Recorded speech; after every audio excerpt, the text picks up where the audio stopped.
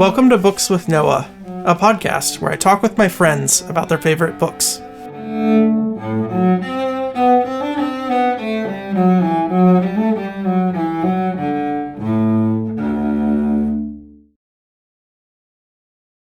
Okay, today on Books with Noah, I'd like to welcome back to the program Andy.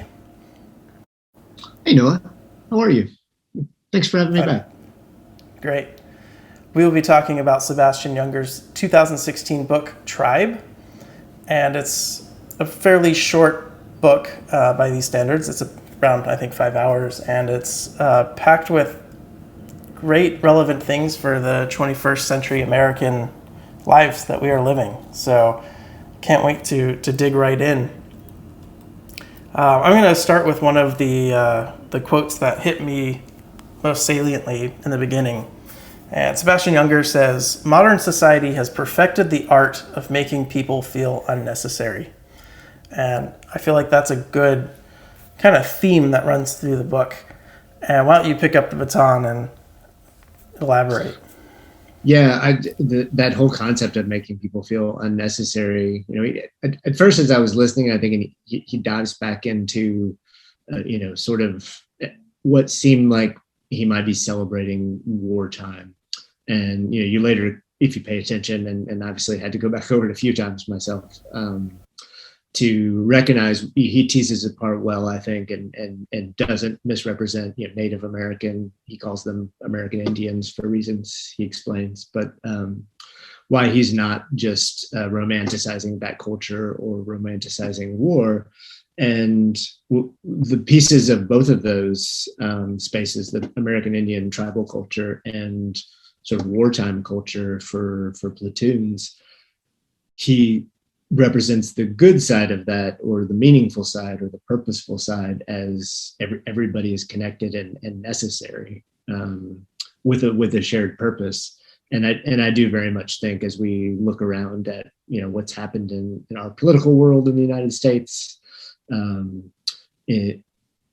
in some of he also goes into later the concept of rampage and kind of mass murdering shooters, the idea of people being disaffected and alienated by our society. And I think he's right. I think we do a great job of making some people feel unnecessary. Just as an example, he mentions some coal miners, and if you look at what's happening or what has happened to the profession of and I'm not even sure what the right term is, highly skilled but maybe uneducated labor, people who could afford a pretty good lifestyle in our Appalachian kind of area of coal mining. I think a lot of those people probably felt very left behind, as if America in general no longer had a place for them, and they had been rendered not necessary. So that stuck with me for sure. That was I think one of the quotes we shared before we even started the podcast about wow, that feels very true today. Exactly. And I think there's a lot of people who struggle with that today. My guess, unsubstantiated, is that it's probably more men than women, especially, I don't know, because men can tend to be a little bit less social, and if you get pushed out of your career or whatever, then it can be a huge struggle. Going back, I remember he quotes Benjamin Franklin to describe how many Europeans had joined Indian tribes, even after some of the white settlers would then go save them from the Indians. They would then go back again, and he said it didn't work the other way around. And he points to the idea that there they had a job, or I guess a community setting where they kind of knew their place, and they everyone was needed, and it wasn't this kind of modern society. And so I guess moving on, Sebastian Junger blames modernization and affluence, I guess, and urbanization to as the cause for depression, which is interesting because that's not what a psychiatrist would say. But he talks about how today you can walk around and you can live in a city and you can see hundreds and hundreds of people and then still feel completely alone and isolated. And in some ways, it's probably even worse because you're actively seeing people. It's not like you're in the wilderness and you're not seeing people and you're feeling alone. It's you're surrounded by people and you're alone. And so, how do you think we got there, and what do you think we should do about it? Yeah, well, I think as an American, I think we celebrate the individual, and we're very excited to lionize and tell stories in very exceptional ways about the winners in society. And I don't know that, if you look at the social safety net for the United States, if you look at our lack of health care compared to other modern urbanized Western societies that are wealthy, I don't think they have the same approach. And I think for some Americans, I think there's a lot of pride in that, right? And I understand it, right? If I look at a person, what do a lot of people want? Do you want to be special, or do you want to feel like you belong? Well, I think a lot of people would say, well, could I have both? Right. And I think that they can somehow coexist, but I think they're in tension, right? Those two desires. And so I think as we celebrate, like, I worked with a lot of families in the education space, for parents who wanted their kids to go off and be the best version of themselves that they could be. And, as somebody who helped prepare the students, that's what I wanted too. I just think that there's got to be a better way for us to also be cognizant and caring, and, have a notion that while we might celebrate ourselves and become the best version of ourselves or be a remarkable, special individual, that we don't completely detach and disregard the community in which we live, right? I think there needs to be both. At least that's my personal opinion. I don't know that Sebastian Junger talks a lot about celebrating the individual, because that's, I think, maybe the obvious part, and he's highlighting the absence, which is what the American Indian community obviously had, right? He talks about what is obvious, what was so desirable about how they lived and how they shared a community. The bigger question is, what is so undesirable about what modern culture, was lacking, or why were people willing to leave? So I think that tension is difficult to resolve, right? Between wanting to be special and wanting to feel like you belong. Agreed. And I feel like this ultimate, I would call it the celebration of the individual, is a more recent phenomenon, right? Like, I don't think it was around in the 50s as much. You had heroes from World War II and whatnot, but, it wasn't about them. And I guess where I'm going with this is it's like a new thing. It's a beautiful thing for a lot of people who have been historically marginalized and have had tragic pasts, whether you're from a specific country, or you're LGBTQ or whatever. I mean, it's a great time that you're treated the same as everyone else for the most part. You can get healthcare as long as you have money, which is that whole merit based. Like, we have great healthcare in the U.S., but who has access to that is the issue, and that's deeply saddening, as you mentioned. So, it's just this strange time where we're all celebrating everybody who's different. In fact, people are trying to go out of their way to find people who are different so they can celebrate them, and that's great. But we've lost that community side of things, and I guess he kind of sums it up and says, the three things that we need that are, I guess, maybe missing, or that we need to feel good about ourselves, are community, autonomy, and competency. So to me, that sounds like a bit of a yin and a yang, right? Like, community being the opposite of the individual, autonomy being the individual, the ability to do something that matters. And it just keeps making me think of people, that enter retirement or are forced into retirement, who, they maybe have a paycheck or some income, and they can, go to restaurants and spend their money. But I feel like it's very, very challenging when you don't have something to do to help others, right?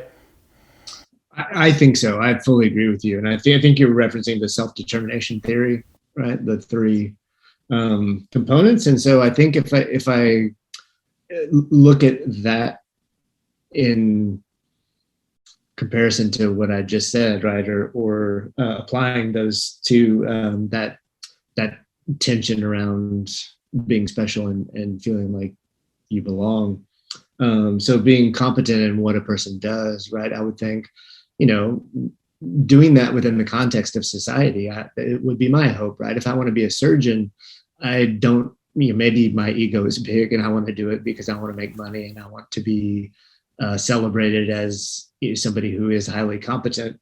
But my hope is that it follows the others, right? That you are authentic, like my, match quality, from, to go back to a previous conversation we've had, right? That the match quality is high, that I authentically am, really well suited to do that. And then ultimately the final one, that it's done in the service to others within the context of community. And so I think that's the way we do it. I don't know how many people find success in doing that. I have found that I've done both, right? And I will tell you that in my work experience, I've been infinitely more satisfied when it was in the service to others, and when I was working and hitting all three of those components, right? So I'm not sure that everyone within a society can do that, but I think that would be my hope for the world, right? At least for our country or my little portion of the community. And then if I can, you touched on another one, Noah, that I'll just take a minute to comment on. That it seems like the individualization, right? The emphasis on the individual, which goes back to maybe a book for next time, which is a David Brooks, The Second Mountain. But I not surprisingly, I think he's saying some of the same things. It's a book with a slightly different purpose, but they have some overlap. And if you look at as a country, right, we had a collective interest, that was sparked by, the war in Europe, but then also specifically and directly Pearl Harbor, right? So there was a response, a call to action, shared, happened to be sort of galvanizing around a shared enemy. But I think after that fact, we did have other wars, the Vietnam conflict or war, right?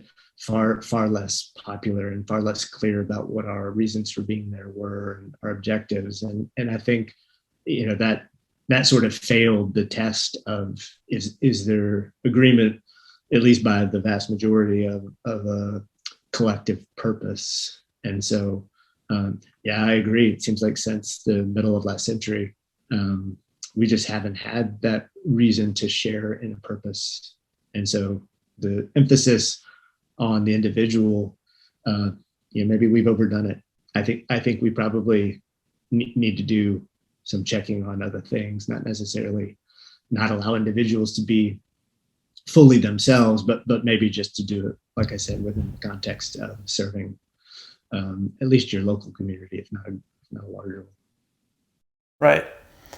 And he mentions that in 2001, after the terrorist attacks, that the incidence of mental health decreased. There weren't mass shootings for a while, and then I guess when I say it, it comes across flippant. I don't think he did, but he almost said, what happens to America if we don't have another attack or something? We're gonna fall apart from the inside unless someone from the outside comes banging on the door. And that kind of blew my mind, because I think he's probably right. So I guess that makes me ask you, so how do we move forward? And obviously you can't single-handedly probably change American culture, but what kind of things would you do, or would you tell people to do to make America more the way you want to see it?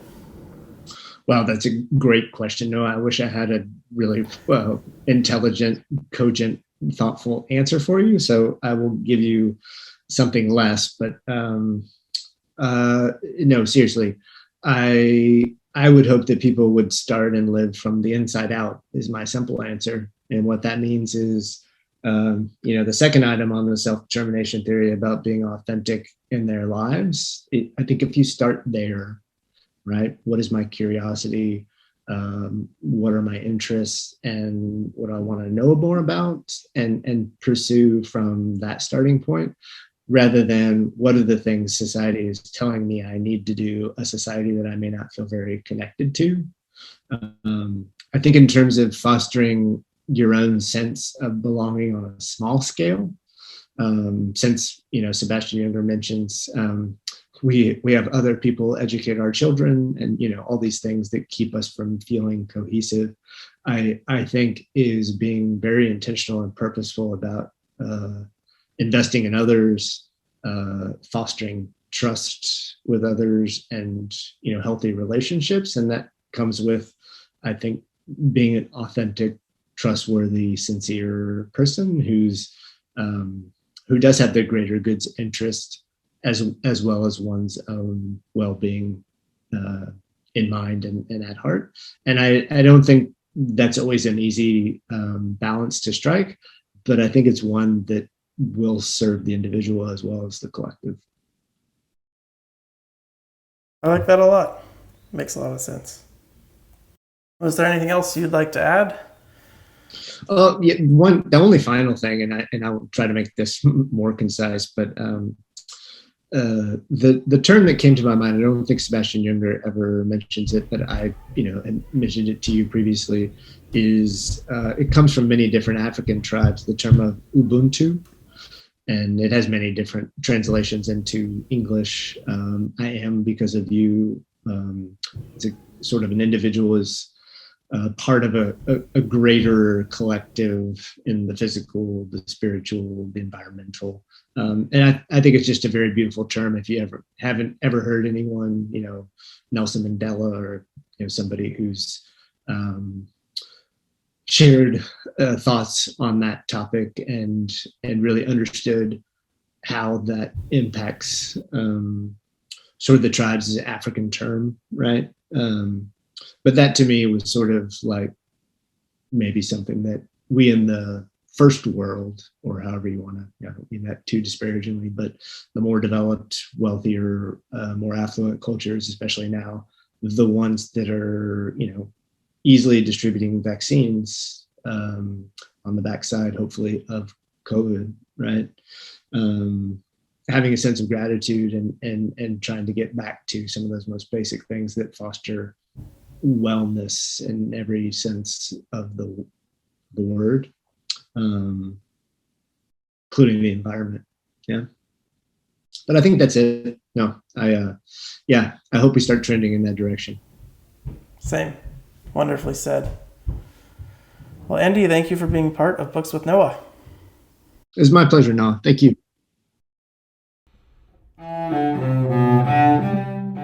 Thanks for listening to Books with Noah. Please visit our website, bookswithnoah.com. You can also find us on YouTube by searching Books with Noah.